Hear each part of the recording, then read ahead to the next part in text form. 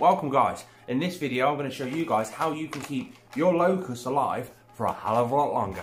We're going to run through the 3 main causes of death when you do buy these guys and how you can cure every single one of them so that your locusts can stay alive for a lot longer. Welcome back to 2 Minute Tuesday guys. In this series we're just doing a video every Tuesday. It's going to take 2 minutes to run through the entire video, whether it be a tutorial, some information, absolutely anything. Every Tuesday we're going to be doing it. Let's start by sticking 2 minutes on the clock right now. There we go, let's go. So what you're going to need for this is simply a tub to keep them in. That's just a tub, it's got a click off lid. I think they call it a fornitarium. It's just one I had lying around. You use whatever you've got lying around. You can pick them up for as little as £1 or $1 at your dollar store and stuff like that. That's all I use. I've got these little air vent things, so I've taped them up on this one, but I've got an awful lot of airflow on the top. So you do want to have a lot of airflow. Next, you're going to need some bits of cardboard, whether it's toilet roll inserts or these things that come in the tubs. You're going to need them as well. And most importantly, you're going to need something like this. A piece of fruit and vegetable that's got a lot of water content inside it. So the 3 main causes of death are dehydration, we'll run through that. Parasites, infestation, that sort of thing, we'll run through that. Whoops. And the last one is simply they're molting. They have a bad molt and they die in the molt and stuff like that, and how you can cure it right now. So we're going to start on number 1, dehydration. Have you ever asked yourself, how long have these locusts been in this tub? Now I've been out and brought these from the local reptile shop. How long do you think they've been in that tub there? I'll stick it in the comment section below, but I'll run through it right now anyway. They get bred in the factory, whatever factory it is, whether it's Peregrine or whatever, and then they get boxed up into these boxes. So they're fed up perfectly well in the actual breeding factory, and then they're run over to being shipped. So they get put into the little tubs like this. They get shipped out to the wholesaler. Now we've got a few wholesalers around the northwest, and general people won't know anything about wholesalers. It's more for the trade, so the trade can buy from the wholesalers. So they get shipped to the wholesaler. They could be in transit for 24 hours. How long are they going to be sat on the wholesaler's shelf or on their website or anything before the shops pick them up? Could take a week. So we'll add that. So you've got 24 hours in transit plus a week, so there's 8 days. I can't do my maths. That's 8 days. Then the wholesaler buys it. They either get them shipped in, which is another 24 hours to 48 hours, or they'll drive there and physically pick them up, and then the shop will put these on top of their shelves. And then how long do you think these last on their shelves? They could be on the shop shelves for another week. So basically these could be in this tub for best part of 2 weeks. So when you get them, they're going to be extremely dehydrated. So what do you need to do? You need to get them out of that tub as quick as possible, put them into a bigger tub with something to rehydrate themselves. Now, like I said, I've just brought these from the shop right now. Let's put them in, and I bet you any money they're going to go straight for the moisture source. So how do we set up a new tub? It's quite simple. This is what we do.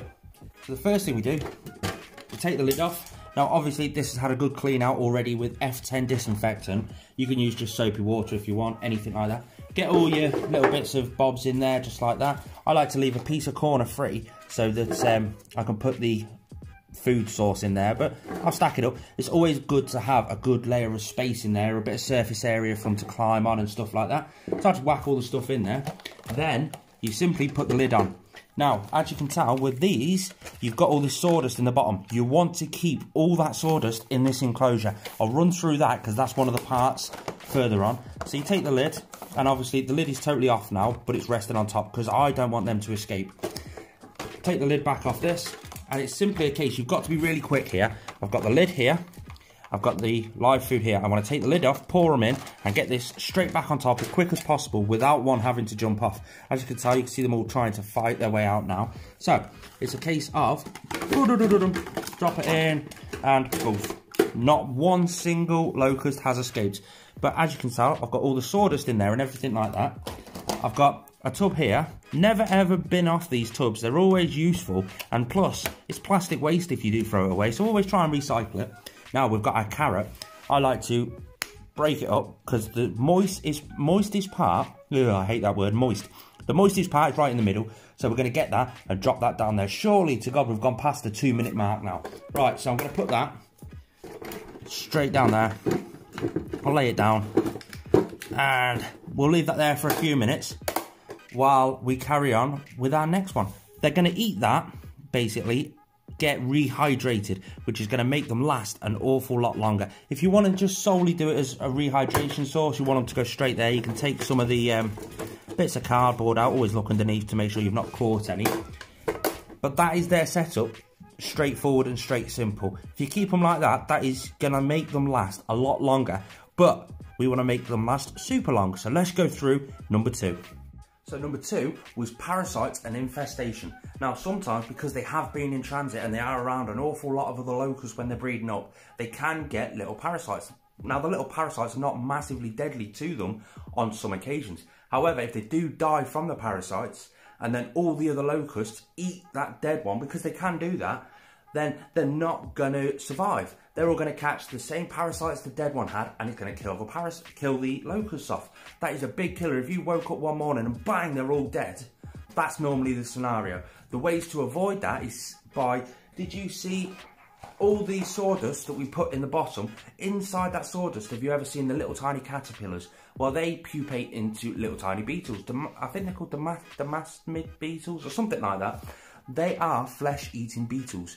They will eat all of the dead locusts or dead animals. It's like a cleanup crew for your specific cleanup animal. So they will eat all the dead, go through, eat all the parasites so your locust won't eat it. On top of that, if you keep them fed up really well, then they're not going to be hungry and they're not going to eat that dead one, so they can't catch the parasites. And that is the quickest and easiest way for you to cure that one. Let's move on to number 3. Number 3. Now, number 3 is humidity based, sort of. Now, these are insects. Locusts are insects. Now, they start off minute, out of the egg, they're tiny, and then they molt their skin. Their skin is an exoskeleton. Their exoskeleton can't grow like our skin can. They don't have elasticated skin. What? So they molt their exoskeleton off, and then inside that exoskeleton is a bit bigger, and then they can grow into that new skin. Then they'll shed that off, and they'll keep doing that until they're adult size. They need a humidity of 60% to be able to molt that shed off perfectly. If they don't molt their shed off, they sort of implode, basically. They keep growing and growing and growing, then implode.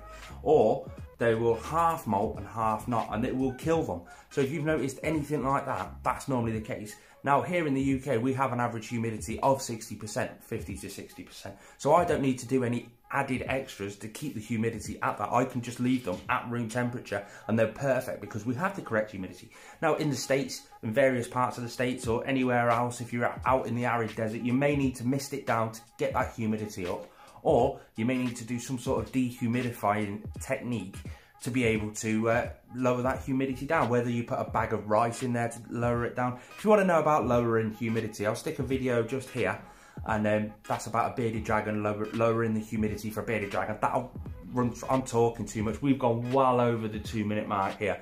Let's go back over and check if they're all on that carrot or not.